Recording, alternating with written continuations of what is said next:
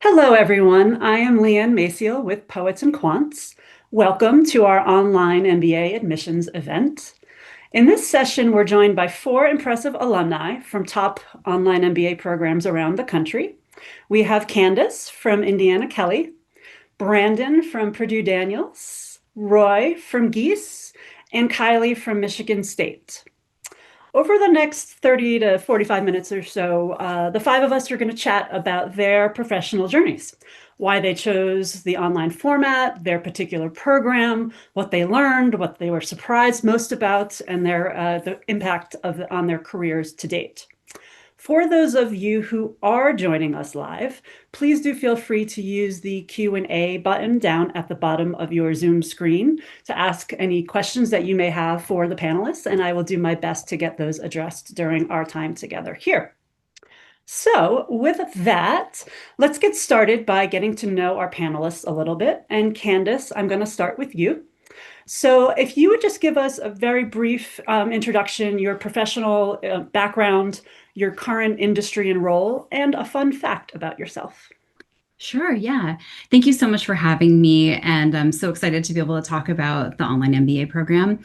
I am Candace Sylvia. I have about 20 plus years of CPG experience, mostly in the training industry, and switched recently over to marketing, which I'm sure we'll get into.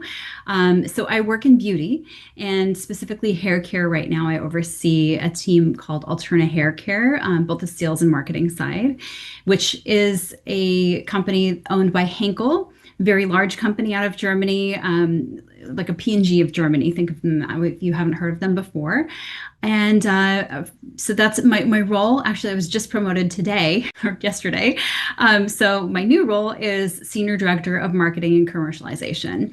But before that, I was just a Global Integrated Marketing Director. So an education director rather. So really excited about this new opportunity. A fun fact about myself is I'm from LA. Go Dodgers. Well, congrats on a couple different fronts there. Thank you and welcome thanks for joining us. Kylie, we'll stick with the ladies to start. If you do a brief intro, your background, current job and role, and fun fact. Yes, my name's Kylie Mount. I am from the Ludington, Michigan area. I work at Floorcraft Corporation. We are a manufacturer and distributor of floral and crafting foams, if you haven't heard of us before. So all those fun foam shapes that you see kind of in the floral craft section at maybe like Hobby Lobby, Michael's, Walmart even, that's us right out of Ludington, Michigan. So I am a sales and business development manager there. I had previously overseen the specialty craft channel, which included Michael's, Hobby Lobby, and Joanne at the time. And I now was actually promoted earlier this year to our Walmart channel and our Dollar channel, which includes Dollar Tree, Dollar General, and Family Dollar. So I have a background in retail, obviously, in finished goods, as well as product development. I have my hands in some of that as well. My fun fact is that I competed in the pentathlon in college. Wow, that is a fun fact. And congrats to you on Thank a you. promotion this year. Great, and thank you for being here. Roy, we'll go to you next. Myself, Subhashish Roy. I'm located in the San Francisco Bay Area. My primary industry is in financial service or fintech. Currently, I work in a bank, and it has been always on the either on the professional services or the project or the program management. It's mostly tech program management, so making sure the integrations work, especially on the technology and meeting the business strategy objectives. As for I I did the Gies MBA program recently as an completed as an alum. From a fund perspective, I'm trying to utilize the investment scores and trying to leverage on the stocks and the options. So that's the fun fact. You kind of use it. That's a fun fact. Yeah. Great. Well, thank you for being here. And finally, Brandon. Yeah, so my name is Brandon Liu. I went to Purdue for the Online MBA program. I'm originally from San Francisco, California. Now I'm based out in New York City. I work in the investment banking industry at Goldman Sachs as a vice president, specifically on their corporate finance side. So mostly in-house finance, kind of looking at revenues for our trading division, our banking division, and making sure we're on track to meet, certain KPIs and whatnot. So a lot of internal reporting as well. Overall, I've spent 6 years in investment banking, and then previously I actually worked at the Walt Disney Company for a year and a half as a security investigator. So a little change in industry, you could say. My fun fact is I ran the Salt Lake City Marathon back in April, and it was my first marathon ever. So looking forward to more to come, I guess you could say. Wow, impressive. That's very fun. Well, thank you all for joining us. So let's start to talk about your journey to the online MBA. So let's think back before you went to business school, in your career. I'd love for you to talk us through your thought process a little bit. And Kylie, I'm going to start with you. Kind of tell us a little bit about why did you decide you wanted to go back to school, and what motivated you to decide on the online MBA over a traditional program or another type of master's degree? Yeah, thanks for throwing that one at me. So I think for me, I'm very fortunate to be at a company that wanted to kind of invest in me as well, and really saw me. I had a great manager who kind of encouraged me. I knew I always wanted to go back. There's just always a question of when, and when does that make sense? For me, the challenge being from Ludington, Michigan, it's a little bit more of a rural community. The next closest major university is over 2 hours away. So online really felt like the best fit from that perspective. And then having direct account responsibilities wasn't always clear when I would have to take off for a customer meeting or do some traveling. So having that flexibility with an online program was really, really critical. Great, thank you. And Roy, what about you? Talk us through your journey, your thought process to go to an online program. I have a little story to tell about. So I was working at the infamous Silicon Valley Bank. This was 2023, and everybody knows about it. The bank fell. So once the bank fell, I was thinking what to do next. Find a job or do something else.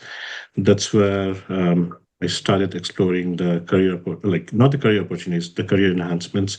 That's where I went through the colleges, which will provide online, affordable, flexible education. And that's where I found Gies. So that's kind of the story. Yeah, even though I didn't get laid off by Silicon Valley Bank was taken over by Flow Citizens. That's kind of the motivation. So to keep learning and move ahead, flexible, affordable. That's kind of the story I had to tell. Gotcha. Yeah. I think that's it was a common one around that time in particular. Mhm. Brandon, how about yourself?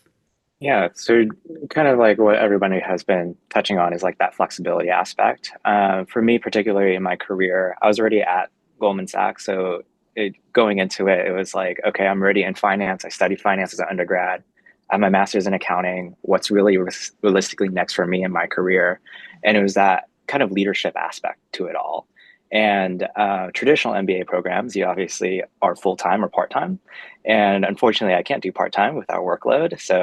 And I can't do full-time because I don't want to quit my job, right? And the flexibility option, the online option really helped a lot with that aspect, because I get to continue my career at my firm that I really like and the job that I'm really interested in, and continue on developing.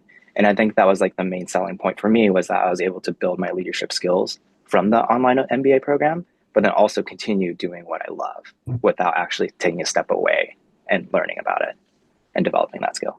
That's great. Thank you. And Candace, what about yourself? Totally agree. There's no way I would have been able to do an in-person program. I do work from home part of the week, but my LA traffic is real. And so my office is an hour and a half away in each direction. Plus I'm running a global team that operates on different time zones. So it's just, if it weren't for an online MBA, I wouldn't have been able to achieve it, number one. But why I went back in the first place was because for me, I had hit a ceiling in my current career. I'm at the midpoint of my career where I'm kind of looking back at the achievements that I've had thus far, and have a good sense of leadership and team, leading a team and building teams, etc. But it was that business acumen that I kind of lacked to get to that next level. And so I knew I wanted to pivot in a direction where I had more upward mobility, and that was marketing, which was a nice adjacency to the training and development space. So when I saw that out on the horizon, I decided, I should go back to school, get an MBA. My company is very supportive. They offer tuition reimbursement and those types of things as well. And yeah, the flexibility, I just can't echo it enough with what everybody else said. It's really, for me, it was the only way I could have gone. Gotcha. Great. I mean, so I'm hearing a lot of flexibility, the ability to stay and continue to do what you love, as Brandon said, and not have to take the time out of the workforce. So all makes sense. So Candace, I'm going to stick with you. And so you decided on the online program, that format. Tell us why Kelley. What about the program really stood out to you in your decision-making process? Yeah, the year I was looking, it was 2021. I started in 2022, but it was voted MBA Program of the Year by Poets and Quants, actually, and has very high ratings. It's the #1 online MBA program, also in U.S. News and World Report for 2025 even. But all of the professors there are full-time faculty, so I knew I'd be getting the same education as in person. Again, the flexible schedule for me, just knowing that they had a 9 p.m. Eastern start time, which for me was 6 p.m. I knew I could fit that into my schedule. But they also offered immersions that offered me opportunity to get to know people with networking. And I think that's a really big piece of it too. Knowing that I wanted to pivot into marketing, kind of opening doors and networking was really important to me. And then also there was a 50-50 split between MBA, the courses and also electives. So I knew I would be able to really flex in the direction of where I wanted to go, which was marketing. So Gotcha. Great. And Roy, what about you? Why Gies? Yeah, so I Gies actually before Gies, I was trying to research on a couple of schools, including Kelley, BU, and then Gies. Um, so I found Gies. One is the quality of the professors. It's a public university, and then the affordability. The cost of education was very affordable for me, and I spent the money myself. So flexibility, and then cost, and of course the professors, like world-class professors, especially the accounting and the finance. It's pretty strong there. Those are the kind of reasons. And a lot of after Stanford and Berkeley, people go to UIUC, the Granger College of Engineering. So those kind of the selling points for me, or these, I would say. Great. Okay. Yeah. And Brandon, what about you and Purdue? Yeah, so for me, like Purdue's known for their STEM, and then obviously in their OMBA program, there's some aspects of STEM to it. It's mostly business oriented, but it's related to some type of STEM. A good example of that is like we had a class where we actually had to code something in like Python itself, which I found really interesting, or R. And to this day, like, we're building different processes for the firm, but we're utilizing skills like that, where it's like, actually, we need to code things now in order to do our jobs. And whether it's like, Excel macros and understanding Excel macros, or even using our internal systems, like having that STEM background or that little piece of it and understanding how things flow really goes a long way. And that was a selling point for me, is like understanding that my industry is evolving. It's not just Excel anymore. It's understanding how we're pulling things in and how we're analyzing these things using whatever code, our engineers have built. So that's the selling point for me. Gotcha. Okay, great. And finally, Kylie. So why Michigan State? Yeah, so I mean, similar to, what some of my other peers said here, just the idea that it was a highly rated program. But for me, what was really important was the alumni network and kind of that culture that is established at Michigan State. They're known for having a really, really strong alumni network, and just kind of coming from this smaller market versus a major metropolitan area, I knew that I wanted to establish those connections for myself to be able to leverage throughout my career going forward, and for my company as well. So that was really critical to me. Great. Okay. Roy, I'm going to go to you for the next question. Now that we know why you all chose the program that you did, I want to talk a little bit about the learning experience during your time there. So if you could tell us a little bit about the course load. I know we all mentioned flexibility already as a selling point, emphasis on group work versus individual. Kind of share a little bit about that, if you would, Roy.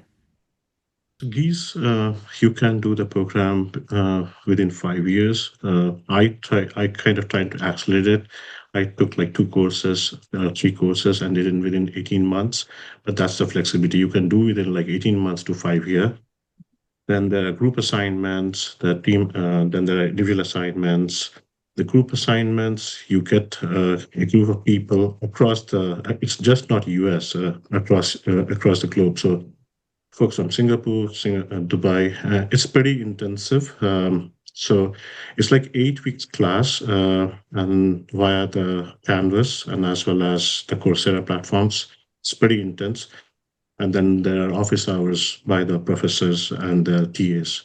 So you definitely get help. And of course, there are small cohorts being created so that you get help to do the assignments. What else? Like it's pretty. I would say 8 weeks flies by, and then the next course starts. So, and of course there are. I also had the immersions. So I attended the hybrid one, which was kind of virtual plus in person. The Columbia one, and also I attended the Miami in-person immersion. Actually, there's another immersion which is with the medical school, so med students and engineering students, and then the IU MBA graduates. So kind of did 3 immersions. So those are kind of included in the courses. Yeah, it's pretty intense, I would say, the program. It's not an easy one. Okay. Does Great. that answer? Yeah. It does, yes. Okay. Do you have a specific kind of course or one of those immersions that you mentioned that really stood out to you as a favorite or a highlight? Yes, especially the medical one, the Carl School of Medical. It's pretty good because it takes through you through the product life cycle. So you partner with the med students and engineering students. So the business problem is defined by the med students, and then from an MBA perspective, you try to create the business plan and the product life cycle, and the product is built by. So it's pretty. The collaboration between these 3 teams is pretty unique, I would say, and all being happening in virtual in different time zones. So that was one of the key things which stood out, as I would say, from Gies' perspective. Yeah. Great. And then few of the courses like the investments and the accounting, those are also pretty different, and the professors took a lot of time to explain, especially how the accounting principles. I think anyone who goes for Gies will love it. Yeah. Great. Well, that's a good plug for that. Yeah. Thank you for sharing. Yeah. Kylie, I'm going to move to you next. So tell us a little bit about the learning experience, courses, things that you love the most, group versus individual work. Yeah, our program was very group-based, which I enjoyed a lot. I mean, you get to know your fellow peers at a really intimate level, and we're still in contact today, and we have an active group chat. So you really develop those really close networking connections. And then of course you have the whole team as well for that class of the year. I would say it's more of a sprint. I mean, it's a 21-month program. We are pedal to the metal the whole way. And that's where the group work was really, really beneficial. You can lean on each other. When you have a tough week at work, we were just really transparent to say, I'm stretched thin this week, you guys. How can we divide and conquer? So I think that format was really beneficial in obviously a couple of ways. One, it just helped you get through each week knowing that things happen, personal, professional. And 2, it just allows you to develop a really close group of individuals that you can lean on, diverse industries, things like that as well. But overall, I would say it was flexible. I mean, the professors, at least at Michigan State, they get it. We're full-time, we're working. As long as you're communicating up front, there was never usually an issue around deadlines. Like, they were very, very understanding. Great. Thank you. And Candace, tell us a little bit about the experience at Kelley. Yeah, I agree with what Roy said. Our program actually was 2 to 4 years, not 2 to 5, but very close. I think for me, having the ability to ramp up when I needed to and slow down some semesters when I needed to was really key. So an example of that is I started in July of 2022, and then I was promoted in October of 2022. And I really had to slow down my classes. I think that next semester I only took 1 class because it was just, I was learning my new role essentially. And once I kind of got through those first 3 months of learning, I ramped back up. But just having that ability to stretch it and flex it, if I wanted to go faster or if I wanted to slow it down, there were actually folks that I went to school with that I'm close with now still, who are mothers and had done it over 4 years, and were full time working in their industry as well. So I think there's that flexibility. I just can't echo that enough. And then with Kylie, what she said about networking, I think that's also really important to me. And we have a whole bunch of different ways to tap in. So we have two opportunities that are kind of mandatory through the Kelley program. One's Kelley on location, one's Kelley on campus. And then there are immersions you can do that are separate. And the school's known for entrepreneurialism, which I really liked that bit too, because it touched all the areas from legal to operations to finance to marketing to all of the different touch points. And so, I think for me, that was an opportunity to tap into an entrepreneurial excursion to Italy, where we were supporting women at the Strada del Prosecco, women-owned businesses where they make Prosecco. And so we were basically helping them to kind of create a business case to improve their businesses while drinking Prosecco in Italy and making friends with people that you'll be lifelong friends with. So, I mean, there's great opportunities that way, but you're learning as you go. And I totally agree with what Kylie said about kind of keeping that network up, because the network is really what's going to open the doors for you to be able to, use the tools that you get in the MBA program. Great. That sounds like a fantastic experience in Italy, among all of the other highlights you mentioned as well. Yeah. And finally, Brandon, tell us a bit about the experience at Daniels. Yeah, so it's pretty unique. I think we're so used to Monday through Friday in terms of coursework, but luckily with the MBA program, I think it was more Wednesday to Wednesday. So it kind of gave you that weekend flexibility. And then in addition, the professors would release the coursework 2 weeks in advance. So you could work on 1 week, and then if you finish that week a little bit earlier, you can go on to the next. So touching onto that flexibility point, it was huge because with my world, we do get busy as the markets are volatile. We do get busy as deals close. So, having that work-life balance in addition to school was very important to me. Additionally, in terms of classwork, we did have a good mix of individual and teamwork based. I think the foundational courses were more individual. So as you learned about statistics, economics, it's very individual.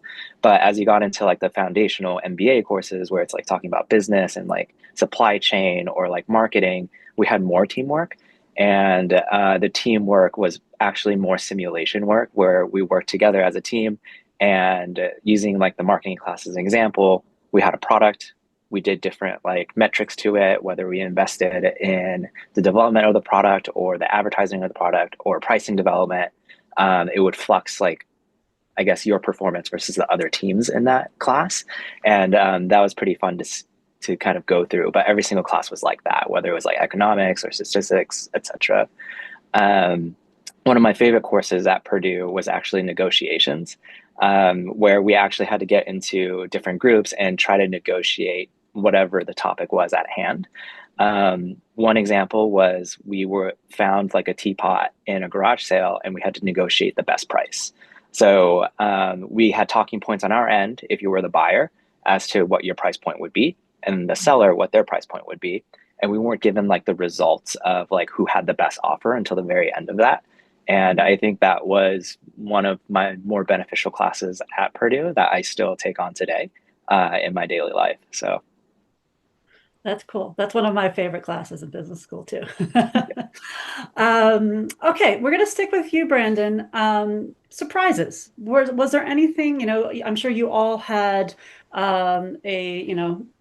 expectation of what a program would be like, perhaps studying online. What surprised you about whether it was the experience in general or the online learning environment? Yeah, I'll touch on two things. The first one was the intensity that all of my peers have talked about. It's definitely very intense. Even though you might think, oh, it's online, might be as simple as reading a textbook and taking a test and calling it a day. It is completely the opposite of that. And I think I've heard it from all my peers here. That is definitely the opposite. And the second thing is the connectivity, I think was really important and what surprised me the most. Being an online program, you think that, you're just on your own, not really working with anybody else, but it's actually entirely the opposite. For Purdue, for example, they have multiple different like online business master's programs. And surprisingly enough, like if you took a extracurricular class in, let's say, HR, you're going to have students in the HR program and the MBA program kind of mesh and mingle. And I thought that was really effective to learn about a different industry or a different principle within business that, you know, I wouldn't normally conduct business with on a day-to-day basis. So that's what I found really surprising, was that my ability to actually network, not with just my peers in the MBA program, but then also peers across various different principles. Sure. So it sounds like you learned just as much from some of your classmates, whether they were in your program or other programs, as you did from perhaps the case studies of the professors. Yeah, great. Exactly. Yep. Yeah. Roy, what about you? Surprises? Yeah, so I'll go with Brad, and it's basically like the intensity, and then I'll pick on the quant classes, especially the statistics. I'm not scaring anybody who's trying to go in, but definitely like how the professors taught the quant classes and how like how it was built upon, and then how the accounting was taught. It was pretty surprising because it's an online format, all the whiteboarding being done on the screen sharing. So it's pretty different. That was, and then of course, time management was another. Like I was thinking it'll be an easy program, but it is not actually. It takes, and along with my toddler and full-time job, it was pretty intense. So time management was surprising, and of course, initially you'll be very scared. How will you, especially when the exams come. On the day of exam or submission of assignments, especially individual, you're a bit scared. But once you get a hang of it, you are there. Yeah, those are the surprising ones, especially the quant classes. Pretty good. Great, thank you. Candace, what about you? Totally agree with everything that Brandon and Roy said about the intensity. It is, you know, to be honest with you, and this is maybe embarrassing to admit now, but I had been listening to podcasts and reading books and trying to extract as much information as I could before. I never even thought about going to get an MBA, to be honest with you. I was just, you know, but when I wanted to reevaluate my future, that's when I started to consider it. And so, you know, admittedly, I think I thought it was going to be similar to my reading books and podcasts and tapping in that way. It was completely not, and so much more intense and grueling, even at times. But I don't want that to scare anyone who's considering it, because truly, I think the other piece of it that I would say to bookend it, that I am surprised. I'm surprised at how well and comfortable I am now, and fluent really in steering and understanding a P&L and being able to decode a P&L and really understand the health of the business. So all the work is definitely worth it, I promise, but it is very grueling. And I also echo what Brandon said earlier about various different industries. I mean, most people in the Kelley School of Business are working professionals. And so I was able to kind of build an additional network outside of my hometown. I've got lifelong friends in Chicago, New York, various different cities around the world, actually. And I think, you know, the other thing about the online program versus maybe an in-person is there's an immediate sidebar conversation that you can have with people, you know, on a texting or Teams or however your school does, you know, communication, to kind of really do a litmus test and get a read on, like, do you understand what they're saying right now? If not, let's quickly break afterwards and then explain it to dive deeper. So I think that was really a plus for me for the online program. That's maybe just to add on to everything that's been said. Great, thank you. And Kylie, anything to add to what your peers have said at this point? Definitely the mental fatigue was underestimated, I will say, at certain points. You're just taking in so much information. There's just not a lot of shortcuts to experience. An MBA is probably the closest you can get. They just throw a lot at you, expose you to really big business topics. And so that can be very fatiguing, especially working full time. But I will say MSU does a great job. They have a lot of prospective student like gatherings and virtual sessions as well. So I do feel like the alumni then at the time would come back and kind of walk you through what to expect. And I thought those were really valuable. So I kind of knew going in, we were going to have what they call a Hell Week. Don't tell MSU I said that. That's what they call it. So I knew kind of what to expect, some of the really, really big things. But yeah, just managing, I think the mental and decision fatigue, I think was really the biggest, like, ooh, man, we really need to work through that just with everything going on. Gotcha. Great. So you've all mentioned, your classmate, the community aspect that you felt, whether it was through immersions, just through, the relationship, lifelong relationships Candace mentioned. So Candace, I'll actually start with you. Can you tell us just a little bit about how you did build relationships with your classmates, given it was virtual? Did the school provide kind of resources and help with that? And a little bit about the connections that you've maintained and how they might have been, how they've been valuable professionally. Yeah. I would say that for me, I kind of mentioned at the top, there's two different experiences that are facilitated that are mandatory through the program. And the very first one, Kelley on Location, is where you work in a group of peers immediately, right on the outset, before you even start online classes. You work with a team of people to kind of solve a big business problem. And it's a grueling week. I would probably call it also, Kylie, a hell week. But also at the same time, you're staying in the same hotel, you're working on the project 24/7. I mean, obviously you get breaks and whatnot, but you're building these relationships from the get-go. And I think outside of that, Kelley does a really good job of the kind of 50-50 split between individual versus group work. I totally agree with the sentiment of the others, what they've said about more individual classes for the quant classes. And I would really encourage you to also study those things. So you have business acumen, but also for some of the leadership and negotiation classes, those are done in a group setting. And then outside of that too, Kelley just has a great alumni network. We also have, I'm active in our local chapter here in Los Angeles and very tapped in. There's actually Henkel people I've met that I didn't know even worked at Henkel that are Kelley alumni. There's also a really fantastic network that Kelley has built for job searching. And I just want to tie that back into the people that I've met, because there's a fantastic network of different coaches who actually, to even get this job that I'm talking about today now with you, I worked very closely with the coaches there. And although it was within my own company, they really helped me to basically develop some talking points and do some practice negotiation. I think there's just fantastic career advancement opportunities and a great network that's there too. And then I mentioned briefly too about some of the different folks that I've met up with in different areas that I've built relationships with. And those folks also are people that I still tap into. I during the classes, you do breakout sessions as well as individual work, and you build relationships because we had a cohort that we were kind of moving through the program with. And some of those folks, I ask even today, which coach from Kelley did you actually work with to negotiate your salary and those types of things? So it's great to kind of tap into that network. Even now today, if I have a business problem, I even see in the chat that different folks are tapping into digital experts, digital marketing experts about, one business problem they're having now, several months and years after they've graduated from the program. So I think, it's just, there's so many resources available to you. I think that's really the one thing that I would say is fantastic about, and also a big surprise really about getting an MBA. Right. Kylie, I'll go back to you, as I saw you nodding to a lot of what Candace was mentioning. What about you? Like, were you able to kind of foster a sense of community, and how have you been able to kind of nurture some of those relationships professionally?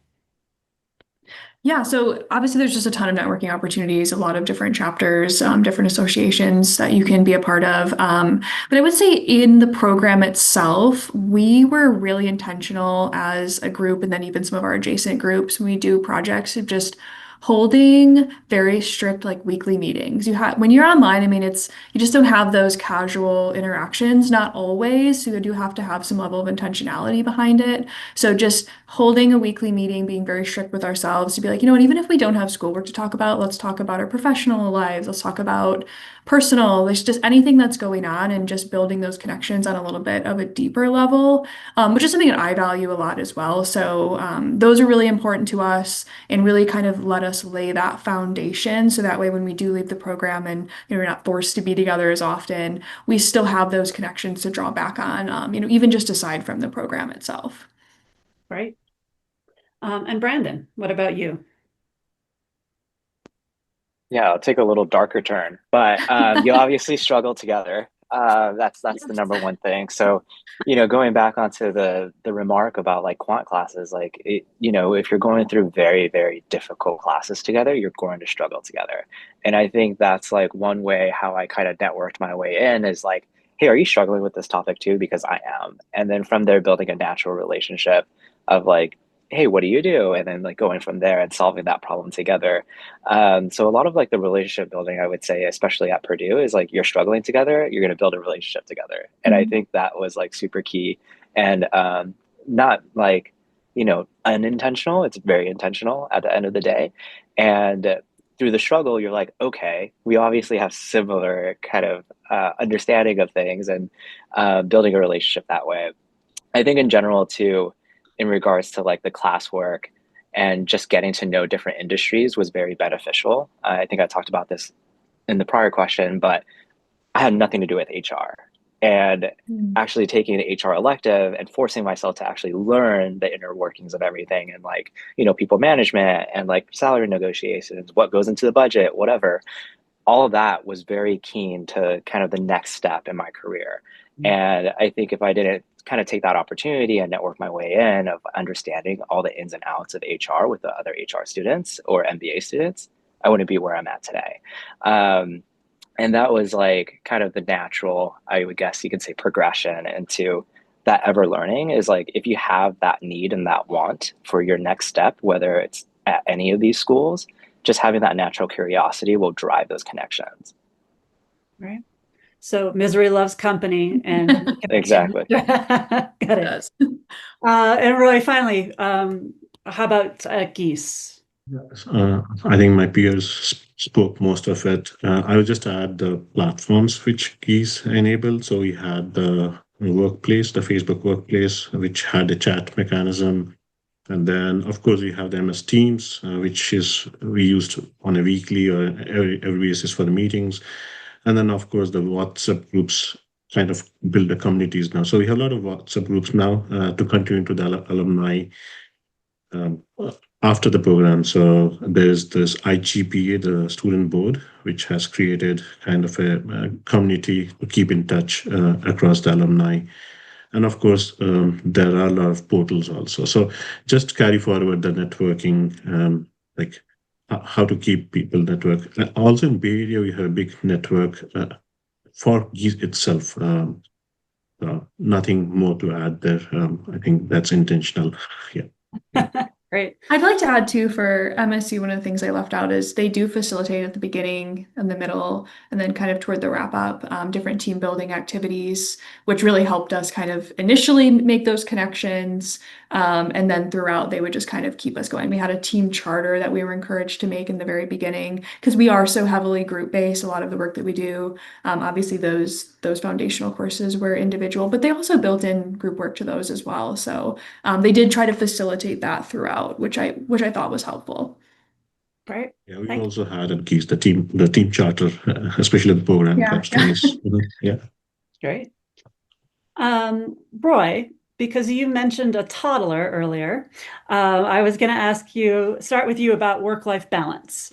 And I'm gonna ask each of you for what you would say would be the one thing, and maybe because I'm sure there's a lot of crossover, but you're working, you're going to school, you have family obligations, you have friends and a social life that, keeps you mentally sane.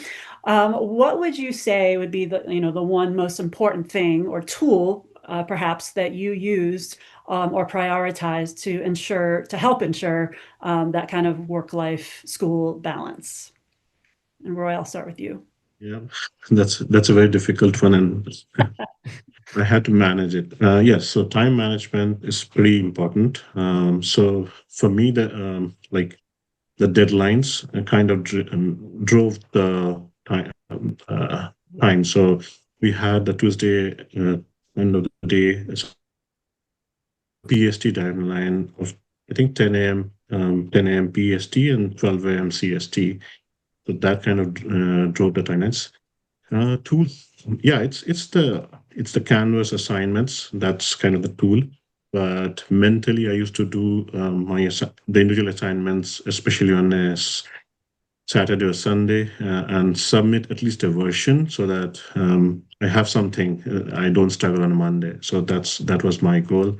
And on team assignments, we had we used to meet on a if it has to be submitted on Tuesdays, we meet Fridays, do a group review. We update asynchronously and keep it in a central place in SharePoint, and then one person submits on a Sunday, and then review on Monday and Tuesday. So it's kind of pretty intense during the cycle, but once you get a hang of it, I think it streamlines. And for me, I'm a night person, not a morning person. So after the toddler slept, so I used to work. So that's how it worked for me, I would say. Gotcha. Yeah, that's what I can say. That's how. But it's pretty. I learned a lot around time management after this, going through this online MBA. Yep. Great. Brandon, one thing, is there one thing that comes to mind? Yeah, definitely my calendar. And obviously my work calendar is for my personal calendar, but having a calendar is very important. And then, just tacking when your assignments are due onto that calendar. And obviously we have office hours that you sort of have to attend, or even the mandatory lecture, that's an hour of every day. They are recorded, so it's not really mandatory, but at the same time, it's kind of considered you should go. But having that on my calendar was very beneficial. And then obviously being transparent. If you're not transparent at work, that hey, I'm doing an MBA program, I'm going to have an hour lecture potentially in the middle of the workday or towards the end of the workday, I need to leave early, just letting you know, right? And I think just having that sense of responsibility around your calendar really drives your success in the program, or any of these programs, to be honest. Got it. Okay. Time management, calendar. Kylie. Yeah, I think I got really good at saying, if you're not in my calendar, it's not happening. So definitely the calendar was big. But I think as part of that team charter that we did in the very beginning, one of the things we were encouraged to do was individually write out our non-negotiables. What is something that you're not going to sacrifice because that's super important to you personally? And we shared that with each other. And even our family and friends and things like that, just to be clear and upfront, hey, these are things that are important to me. And that really helped us when the going got tough, when there were trade-offs, because there will be a lot of trade-offs during this time. That just really helped you prioritize. It really got rid of some of the hard feelings. No, this is important to this person. We talked about it from the beginning. There's no hard feelings. We'll make that work. For one of my teammates, they had kids, so making sure that they were there for, bath time, dinner time, etc. We always scheduled our team meetings after that. And just being able to respect each other, and then even yourself, when you get the decision fatigue, the mental fatigue later on, in the week or in the day, it's easy to say, nope, this is the one thing that I'm going to put my foot down on, and make sure I hold true to that. So setting that up front really made it easy to kind of identify where your priorities lie, I think, later on. Right. And Candace, things to add? Yeah, this is a little bit of a different take. I totally agree with everything everyone said, is taking advantage of the no extra time. So what do I mean by that? The time you're driving, the time you're working out, the time you're washing dishes, when you're cooking dinner, when you're doing laundry, you will always have earbuds in your ears listening to something. And I will tell you, I talked to a lot of alums even before I started. I was fortunate to be connected to some. And they gave me a ton of tools. So the one I would tell you is Speechify will save your life, because you're able to upload PDFs. And not every class, obviously the quant classes, you do have to be in front of a computer. But for the reading assignments, that really, Speechify helped me to kind of use that no extra time to my advantage, so that I was never behind. You really leveraging those pockets of time. I totally agree with everyone, what they said about their calendar. Every semester, I got myself on a new schedule. Our semester was 12 weeks. And so during that time, that week break, I would be offboarding one class and kind of filing the materials into something that I could easily resource later so I can pull on those learnings in the future. But I would also be onboarding the next class. So I really never took time off between the classes. I don't know if it was the same for my peers here, but I really, made sure that I took advantage of a consistent schedule and set myself up on a consistent schedule and talked to my family and also my work team, frankly, about what that new routine was going to look like in the quarter. And then the other thing is I did sacrifice vacation days quite a lot, actually. I used vacation days wisely if I knew I was having a busy time at work or I needed to study something I really wanted to learn. I was okay to trade that vacation time off for the bigger benefit of it paying off in the end. So I think with family, I really focused on that time being more quality driven versus quantity driven. And so spending time that was more meaningful and being fully present when I could versus, small bits of time here and there. Yeah. Right. I saw a lot of head nodding, so a lot of agreement all around. The social gatherings we used to avoid, actually. Not avoid, can't go. Yeah. So I'm going to just move into our last question here, which is your advice. So our readers are perhaps deciding whether an MBA is something they want, whether the online format is something that they're interested in. Perhaps they're thinking about one of your schools in particular.